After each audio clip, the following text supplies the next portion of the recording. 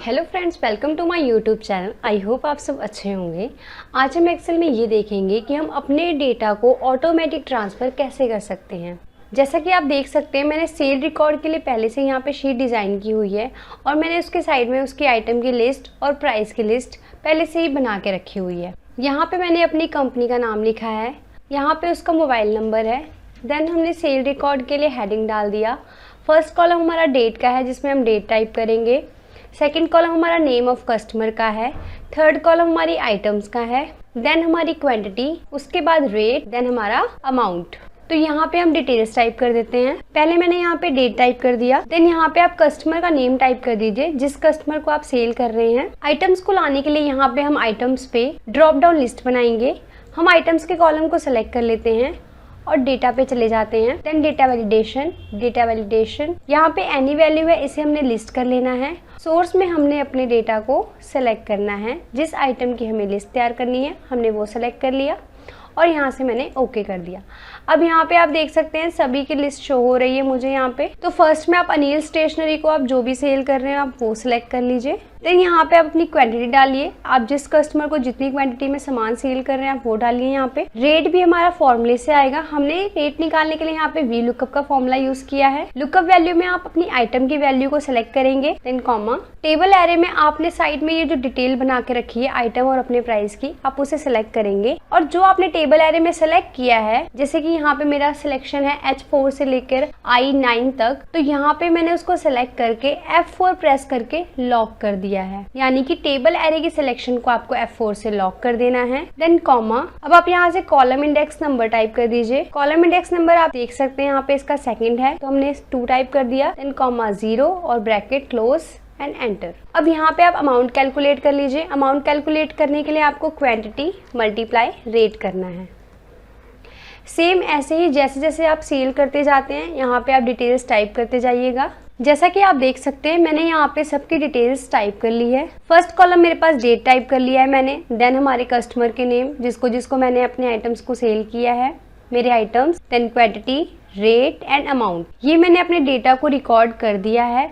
अब ये automatic transfer कैसे होगा हमने वो चीज़ देखनी है। हमने जिस शीट पे सेल को रिकॉर्ड किया है यहाँ पे हम उसका रीनेम कर देते हैं। हम शीट नंबर 2 पे राइट क्लिक करते हैं, रीनेम करके अब यहाँ पे हम अपने शीट का नेम दे देते हैं, यानी कि सेल्स रिकॉर्ड। Then enter. ये मेरी सेकंड शीट है। फर्स्ट शीट पे मैंने अपने इंडेक्स को बनाया हुआ है।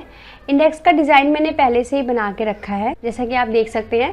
फर्स्ट मैंने इंडेक्स लिखा है, देन यहाँ पे सीरियल नंबर और यहाँ पे मैं अपने नेम टाइप करूंगी। ये मेरी फर्स्ट शीट इंडेक्स की है। सेकंड शीट मैंने जो अपने सेल्स को रिकॉर्ड किया है उस चीज की शीट है। अब हम बढ़ते हैं अपनी नेक्स्ट शीट की तरफ। जैसा कि आप इस शीट में देख सकते हैं यहाँ पे मेरे पास 2-3 नेम है, जैसे Anil stationery, DK book shop, Niharika book shop. हमने इनका सबका अलग अलग अकाउंट बना देना है। उस अकाउंट में क्या होगा, ऑटोमेटिकली यहाँ वाले डेटा वहाँ ट्रांसफर हो जाएंगे। कैसे, चलिए वो देखते हैं। शीट नंबर 3 पे आ जाइए। यहाँ पे आप राइट क्लिक करिए और रीनेम कर दीजिए। आपके जो भी कस्टमर हैं आप उनका यहाँ पे नाम दे दीजिए। जैसे कि फर्स्ट कस्टमर मेरे पास अनिल स्टेशनरी था, देन एंटर। सेकंड कस्टमर मेरे पास DK बुक शॉप था। मैंने यहाँ से एक और शीट ऐड कर ली और राइट क्लिक करके मैंने इसे भी रीनेम दे दिया। तो यहाँ पे आप देख सकते हैं मैंने सबके रीनेम दे दिए, Anil stationery, DK book shop and Niharika book shop. अब नेक्स्ट आपने क्या करना है, आपने सेल्स रिकॉर्ड के नीचे जो हेडिंग्स लिखे हैं आपने उन्हें सेलेक्ट करना है और Ctrl+C करके कॉपी कर लेना है। देन आपने फर्स्ट शीट पे आना है, यानी कि अनिल स्टेशनरी वाले शीट पे आना है और कंट्रोल के साथ आपने DK बुक शॉप और निहारिका बुक शॉप सेलेक्ट कर लेना है। देन आपने जहाँ पे भी उस हेडिंग को पेस्ट करना है वहाँ पे आपने क्लिक करके Ctrl+V प्रेस कर देना है। आपका यहाँ पे पेस्ट हो जाएगा। अब आप इसे सेट कर लीजिए। अब आप देख सकते हैं जब आपने पेस्ट किया होगा तो आपके तीनों शीट्स पे कॉपी पेस्ट हो चुका है। अब नेक्स्ट हमने क्या करना है, यहाँ पे मैं अनिल स्टेशनरी के शीट पे हूँ और यहाँ मैंने नेम ऑफ कस्टमर वाली हेडिंग को कॉपी कर लिया है। देन कंट्रोल प्रेस करके मैंने DK बुक शॉप और निहारिका बुक शॉप दोनों को सेलेक्ट कर लिया है। अब जहाँ पे भी आपको इसे पेस्ट करना है वहाँ आप क्लिक करके Ctrl+V कर दीजिए। अब आप देख सकते हैं दोनों शीटों पे अपने आप ही आ चुका है वो। अब नेक्स्ट आपने क्या करना है, नेम ऑफ कस्टमर के नीचे ये जिस कस्टमर का अकाउंट है आप उसका नाम यहाँ पे टाइप कर दीजिए। जैसे कि ये अनिल स्टेशनरी का अकाउंट है तो यहाँ पे मैंने अनिल स्टेशनरी टाइप कर दिया। इसे सेट कर लीजिए। सेम आप बाकी की शीटों पे भी टाइप कर लीजिए।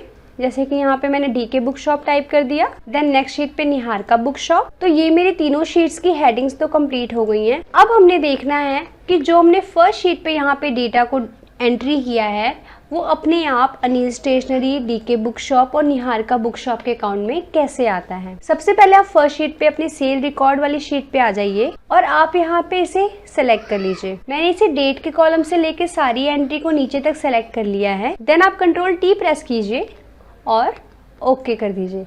तो अभी आपका टेबल में कन्वर्ट हो चुका है। नेक्स्ट आपने अनिल स्टेशनरी पे आना है और आपने यहाँ से डेवलपर पे जाना है। आपको एक ऑप्शन मिलेगा रिकॉर्ड मैक्रो का, आपने उसे सेलेक्ट करना है। मैक्रो नेम में आप यहाँ पे नेम टाइप कर दीजिए। मैं यहाँ पे अनिल की रिकॉर्डिंग कर रही हूँ इसलिए मैं यहाँ पे अनिल टाइप कर देती हूँ। देन आप ओके कर दीजिए। ओके प्रेस करने के बाद में आप डेटा पे चले जाइए। डेटा पे आने के बाद आपको फिल्टर में एक ऑप्शन मिलेगा एडवांस का, आप वहाँ पे आ जाइए। यहाँ पे आपके पास एक ऑप्शन है कॉपी टू अनदर लोकेशन, आप उसे सेलेक्ट कर लीजिए। देन लिस्ट रेंज में आप इसे रेज कर दीजिए और लिस्ट रेंज के आगे आपने जो सेल्स रिकॉर्ड वाली शीट पे जो डेटा बनाया है आप उसे डेट से लेकर सारा नीचे तक डेटा सेलेक्ट कर लीजिए। देन क्राइटेरिया रेंज पे आ जाइए। क्राइटेरिया रेंज पे आपने ये जो नेम ऑफ कस्टमर और अनिल स्टेशनरी लिखा है वो सेलेक्ट कर लीजिए। देन कॉपी टू पे आ जाइए। कॉपी टू में आपने ये सारी हेडिंग को सेलेक्ट करके ओके कर देना है। यहाँ पे आप देख सकते हैं अनिल स्टेशनरी का सारा डेटा एक साथ आ चुका है। अब आपने स्टॉप रिकॉर्डिंग कर देना है। देन नेक्स्ट शीट की डिटेल के लिए सेम प्रोसेस आपने करना है। अब यहाँ पे आप देखिए Anil stationery, DK book shop, Niharika सबका अलग अलग डिटेल आ चुका है। जो सेल रिकॉर्ड में हमने रिकॉर्ड किया था ऑटोमेटिक अपने आप Anil stationery, DK book shop और निहारिका बुक शॉप में ट्रांसफर हो चुका है। अनिल बुक शॉप की रिकॉर्डिंग करने के बाद में आप रिकॉर्डिंग को बंद कीजिएगा। उसके बाद ही आप नेक्स्ट रिकॉर्डिंग शुरू करके डीके बुक शॉप की रिकॉर्डिंग स्टार्ट कीजिएगा। मीन्स कि अगर एक अकाउंट का रिकॉर्ड हो जाए तो आप उस रिकॉर्डिंग को पहले बंद कीजिए। नेक्स्ट अकाउंट के लिए दोबारा से रिकॉर्डिंग को आपको शुरू करना पड़ेगा। ये डिटेल्स तो मेरी आ चुकी हैं, बट अगर मैं यहाँ पे नीचे डिटेल टाइप करूँगी तो वो अभी ऑटोमेटिक ट्रांसफ़र नहीं होगी। उसके लिए हमें एक और प्रोसेस करना पड़ेगा। वो प्रोसेस क्या होगा, आप फर्स्ट शीट पे आ जाइए। अब आपने जहाँ पे रीनेम किया है वहाँ पे आप राइट क्लिक कीजिए। आपको एक ऑप्शन मिलेगा व्यू कोड का, आप उसे सेलेक्ट कीजिए। व्यू कोड के ऑप्शन के बाद आप यहाँ पे एरो पे क्लिक कीजिए जहाँ पे जर्नल लिखा है और आप वर्कशीट को सिलेक्ट कर लीजिए। देन जहाँ पे आपका सिलेक्शन चेंज लिखा है इसे आप सिलेक्ट करके एक्टिवेट सेलेक्ट कर लीजिए। अब यहाँ पे आप टाइप कीजिए कॉल। मैं अनिल की शीट बना रही हूँ इसलिए मैं यहाँ पे अनिल लिख देती हूँ। अब इसे बंद कर दीजिए। सेम आपको डीके बुक शॉप के लिए करना है। अब आप सेल्स रिकॉर्ड पे डिटेल टाइप कीजिए, वो ऑटोमेटिक ट्रांसफर होगा। पहले मैं आपको शीट्स दिखा देती हूँ सबकी लास्ट एंट्रियाँ कहाँ तक हैं। आप यहाँ पे देख सकते हैं अनिल की एंट्री 12/5 तक है, इसकी 10/6 तक है। यहाँ पे जो मैं एंट्री टाइप कर रही हूँ मैं यहाँ पे 11/7 की एंट्री टाइप कर देती हूँ। देन यहाँ पे मैंने टाइप कर दिया निहारिका बुक शॉप। यहाँ से आप अपने आइटम्स को सेलेक्ट कर लीजिए। आप जैसे अपने आइटम को सेलेक्ट करेंगे रेट ऑटोमेटिकली आ जाएगा। देन यहाँ पे आप क्वांटिटी लिख दीजिए। ये सब कैलकुलेट हो चुका है।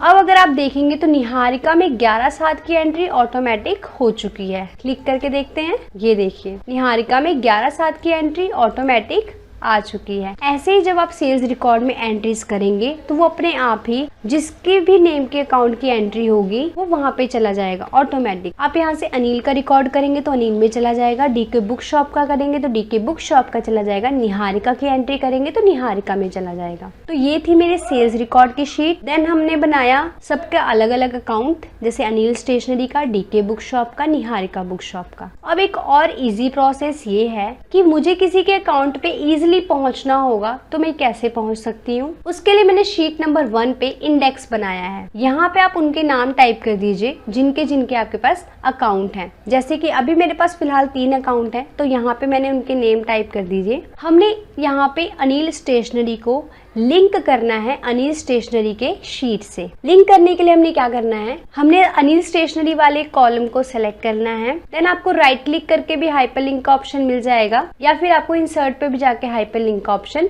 मिल जाएगा। ये हाइपरलिंक का ऑप्शन ओपन हो चुका है। अब आपने यहाँ पे प्लेस इन दिस डॉक्यूमेंट पे आना है।